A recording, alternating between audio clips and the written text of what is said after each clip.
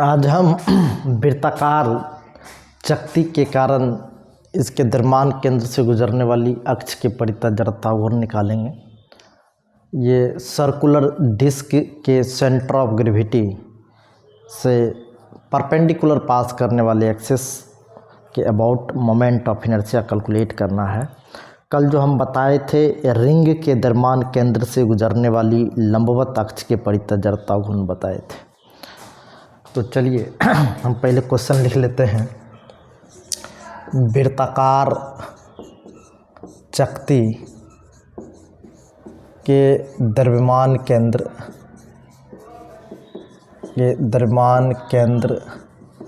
से लंबवत गुजरने वाली अक्ष के परितः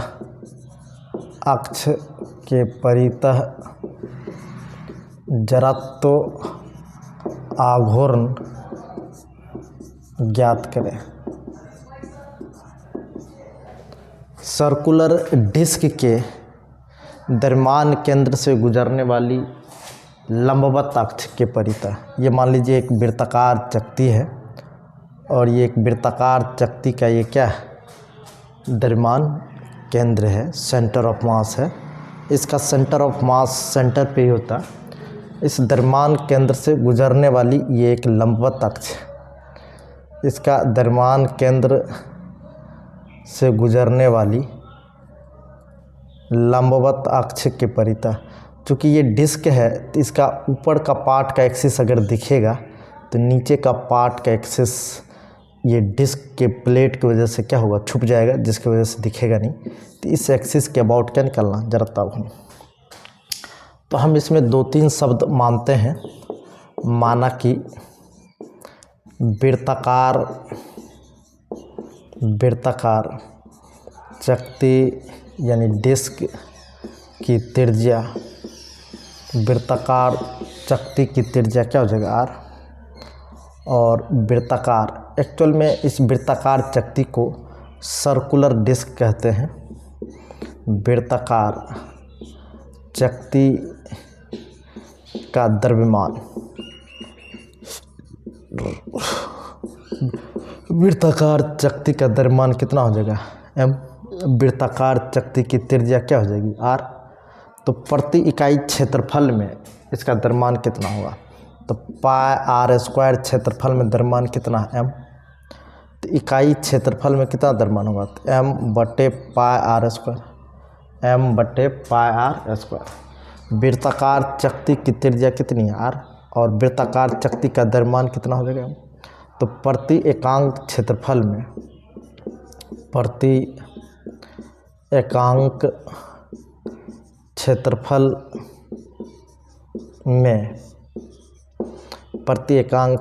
में द्रव्यमान अगर हम देखें, अच्छा ये डिस्क के प्रति एकांक क्षेत्रफल का ही द्रव्यमान है, तो प्रति एकांक क्षेत्रफल में द्रव्यमान देखेंगे तो एम बटे कितना हो जाएगा, पाई आर स्क्वायर।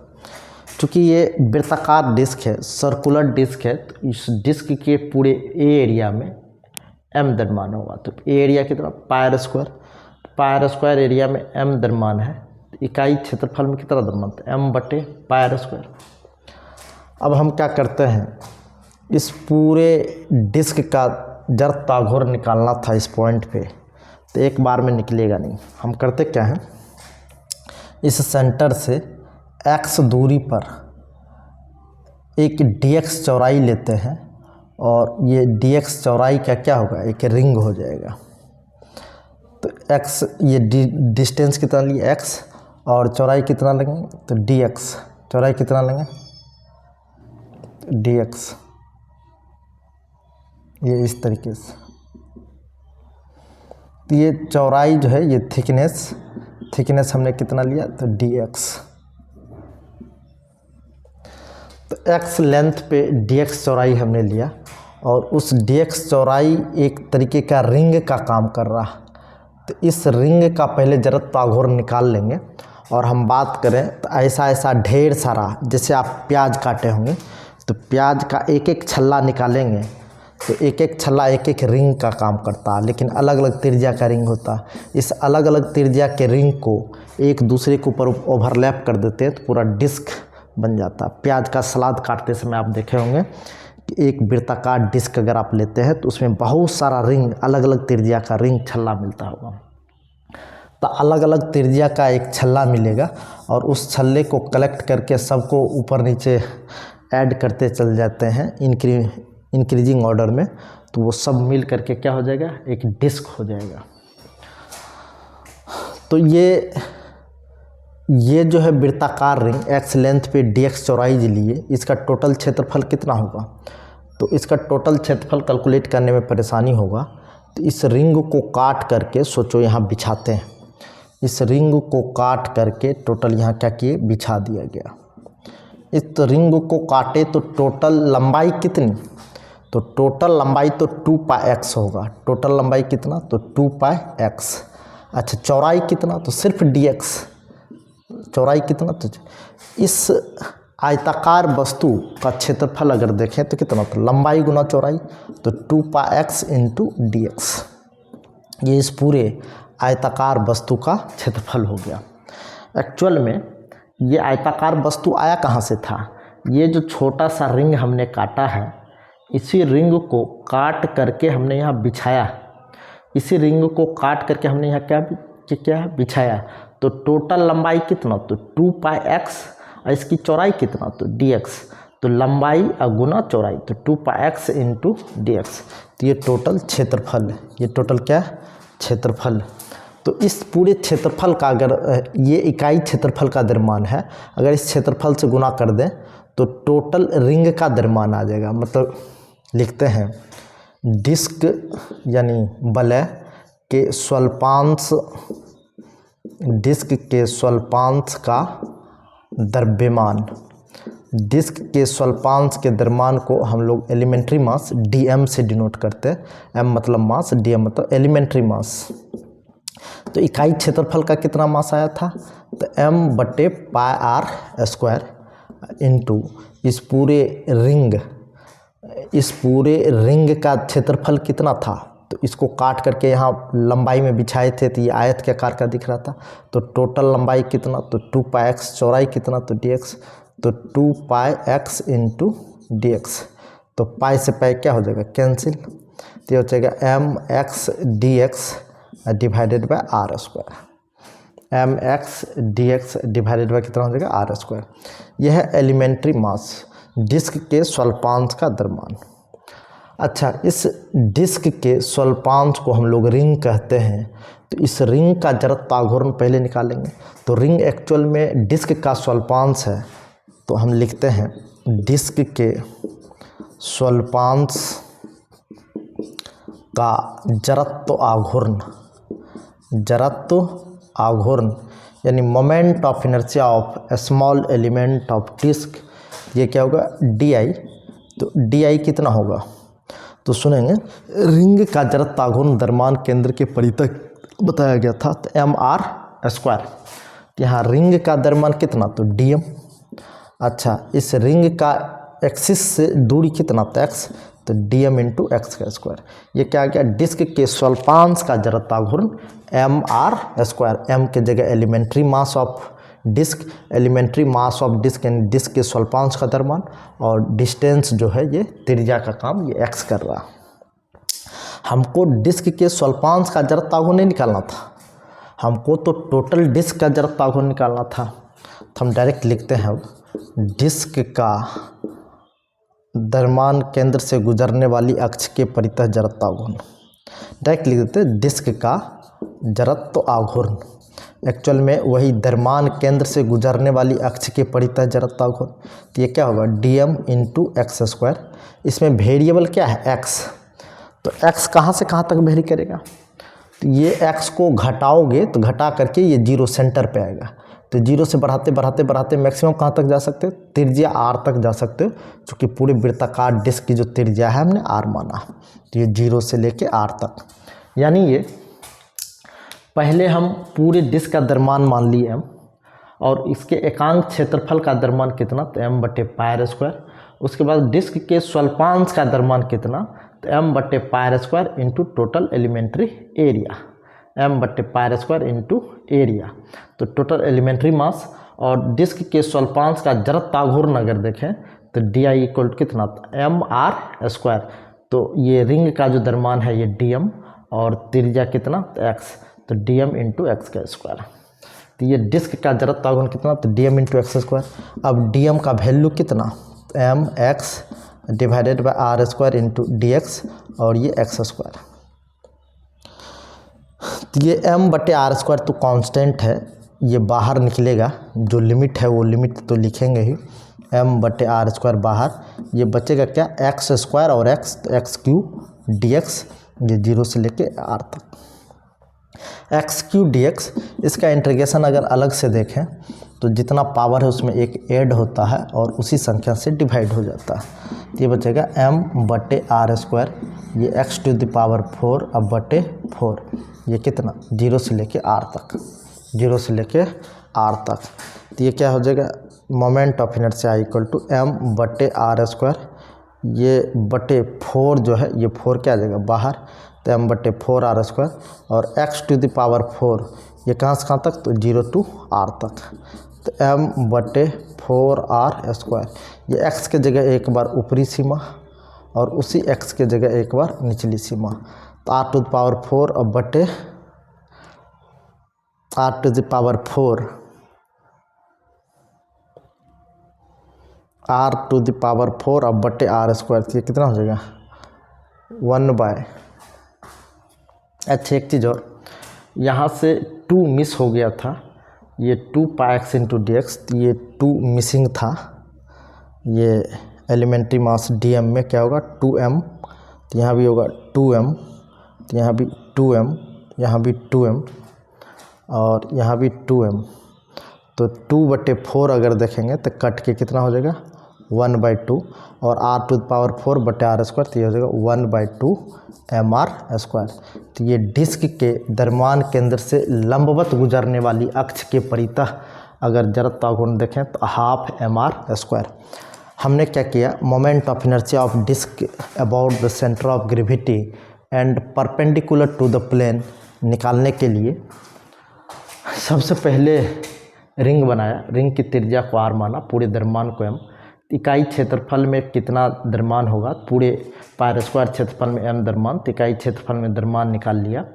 उसके बाद x लेंथ पे dx मोटाई का एक रिंग काटे और वो एक स्मॉल एलिमेंट ऑफ डिस्क था, यानी पूरे वृत्ताकार चक्ति का स्वल्प अंश, एक छोटा सा अंश था, उस अंश का क्षेत्रफल निकालने के लिए क्या किया, इसको काट करके लंबाई में बिछाया।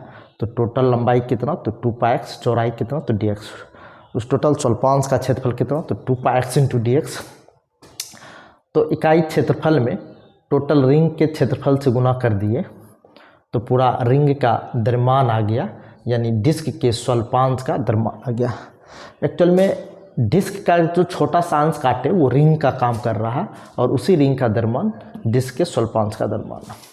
अब उसी रिंग के स्वल्पांश का, डिस्क के स्वल्पांश का यानी रिंग का जड़त्व घूर्ण निकाले तो द्रव्यमान गुना दूरी का स्क्वायर। चूँकि रिंग का जड़त्व घूर्ण होता ही है एम आर स्क्वायर, तो इसका द्रव्यमान डी एम और लेंथ जो है x, d m into x square. इसको इंटीग्रेट करेंगे कहाँ से कहाँ तक, तो 0 से लेके r तक, तो 0 से लेके r तक।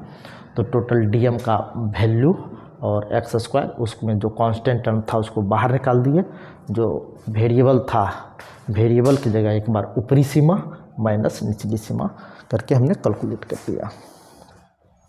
चलिए, ये था वृत्ताकार चक्ति के द्रव्यमान केंद्र से गुजरने वाली लंबवत अक्ष के परितः जड़त्व घूर्ण। लेकिन कभी इसको व्यास के परितः जड़त्व घूर्ण पूछा जा सकता, जैसे पूछ देगा वृत्ताकार चक्ति के व्यास के परितः जड़त्व घूर्ण बताया जाए कितना है, तो हम कोशिश करते हैं कि व्यास के परितः भी जड़त्व घूर्ण निकालें। इसके लिए हम कल भी 2 एक्सिस थ्योरम बताए थे, एक पैरेलल एक्सिस थ्योरम और एक परपेंडिकुलर एक्सिस थ्योरम। तो पैरेलल एक्सिस थ्योरम और परपेंडिकुलर एक्सिस थ्योरम क्या था, अगर वो थ्योरम याद है तो उसी दोनों के थ्योरम के हेल्प से हम इसके स्पर्श रेखा के परितः भी जड़त्वाघूर्ण निकाल देंगे और इसके व्यास के परितः भी जड़त्वाघूर्ण निकाल देंगे। वृत्ताकार चक्ति के व्यास के परितः जड़त्वाघूर्ण ज्ञात करें। अब दूसरा क्वेश्चन है ये, वृत्ताकार चक्ति के व्यास के परितः जड़त्वाघूर्ण ज्ञात करें। हम शुद्ध हिंदी में इसलिए लिख रहे हैं क्योंकि मैक्सिमम बिहार बोर्ड के बच्चे ही पढ़ेंगे इससे, तो हिंदी में ही हम बात कर लेते हैं। वृत्ताकार चक्ति को अंग्रेजी में सर्कुलर डिस्क कहते हैं। अगर इसको किसी को अंग्रेजी में लिखना हो तो calculate the moment of inertia of circular disc about its diameter. इसके डायमीटर के अबाउट जड़त्वाघूर्ण निकालना है। किसका? सर्कुलर डिस्क का।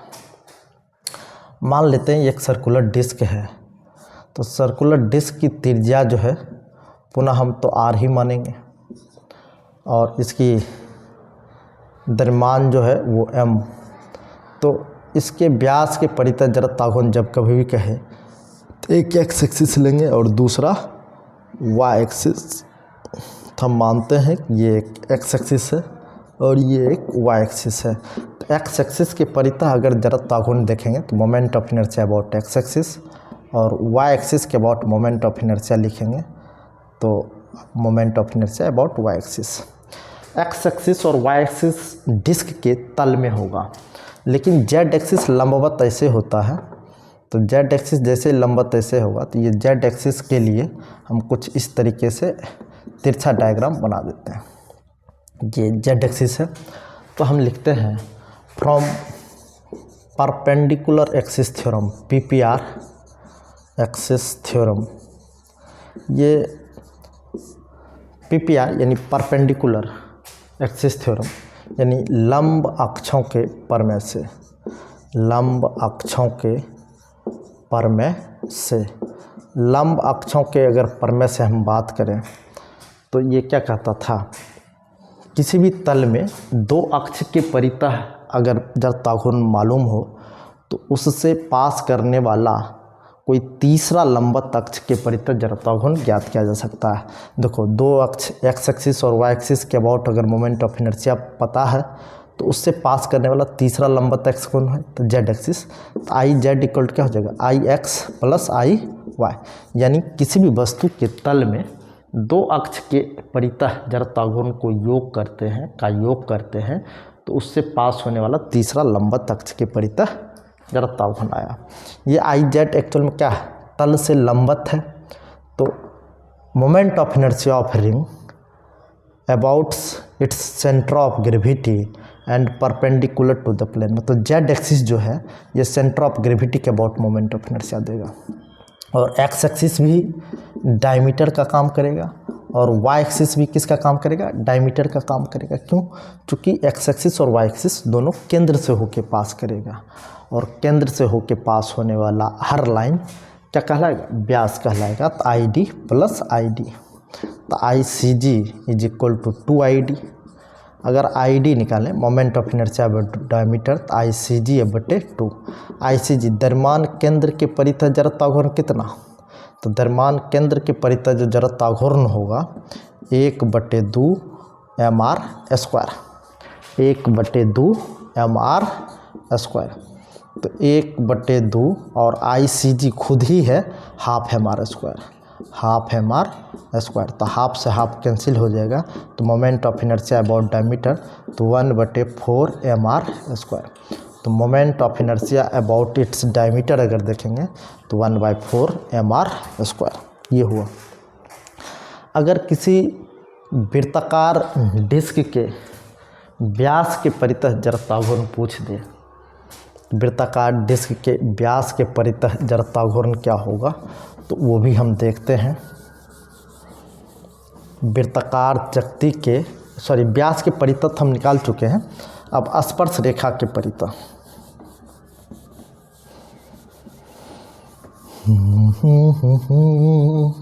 अभी तक जो हम मोमेंट ऑफ इनर्शिया बताए हैं किस किस एक्सिस के अबाउट बताया है, किस किस बॉडी के लिए। एक थिन रॉड यानी पतले छर के द्रव्यमान केंद्र से गुजरने वाली अक्ष के परितः जड़ता गुण बताया है।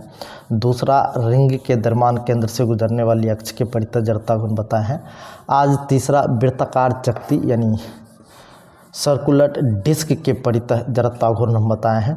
हालांकि इसमें बहुत सारा चीज़ पढ़ना है, जैसे सिलिंड्रिकल बॉडी भी दो तरीके का होता है, एक होलो सिलिंड्रिकल बॉडी, एक सॉलिड सिलिंड्रिकल बॉडी।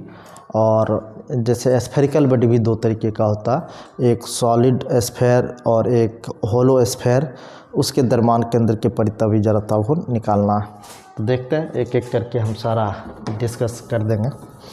तो अभी हम वृत्ताकार चकती के स्पर्श रेखा के परितः, वृत्ताकार चकती के स्पर्श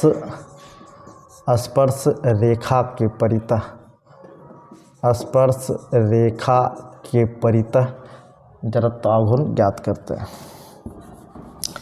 जैसे मान लें ये एक डिस्क है और डिस्क के व्यास के परितः जड़ता गुण अभी तुरंत हम निकालें। हालांकि इससे पास होने वाली लंबवत अक्ष के परितः भी जड़ता गुण हम निकाल चुके हैं, लेकिन व्यास के परितः और व्यास, और ये मान लेते हैं कि स्पर्श रेखा है। ये क्या है? स्पर्श रेखा। इसमें क्या है, ये व्यास और स्पर्श रेखा आपस में पैरेलल होगा और दोनों के बीच की दूरी कितनी हो जाएगी? तार। तो हम यहाँ इस एक्सिस के अबाउट जब कभी भी जड़ता गुण निकालेंगे, इस एक्सिस के अबाउट इस वृत्ताकार डिस्क को रोटेट करेंगे तो यहाँ लगाएंगे पैरेलल एक्सिस थ्योरम। सिंबल में ही लिख देते हैं पैरेलल एक्सिस थ्योरम। इसको हम बोलते हैं ये समांतर अक्षों का प्रमेय। समांतर अक्षों का प्रमेय। ये समांतर अक्षों का प्रमेय क्या है? ये मोमेंट ऑफ किसी भी द्रव्यमान केंद्र से गुजरने वाली अक्ष के परितः अगर जड़ता गुण मालूम हो तो उससे समानांतर कोई भी दूसरा एक्सिस, चाहे वस्तु के तल में हो या वस्तु के तल से बाहर हो, दूसरे समानांतर एक्सिस के अबाउट जो मोमेंट ऑफ इनर्शिया आएगा, आई टेंजेंट आएगा, ये कितना? तो सेंटर ऑफ ग्रेविटी जो पास कर रहा है ये आई डायमीटर, तो moment of inertia abouts diameter अब प्लस एम, और दोनों अक्षों के बीच इस द्रव्यमान केंद्र से गुजरने वाली अक्ष और यह स्पर्श रेखा के गुजरने वाली अक्ष के बीच के दूरी के वर्ग के गुणनफल के बराबर होता। तो moment of inertia abouts diameter कितना होगा? तो moment of inertia abouts diameter जो है ये 1/4 mr² आया था, जो अभी हम तुरंत निकाले थे।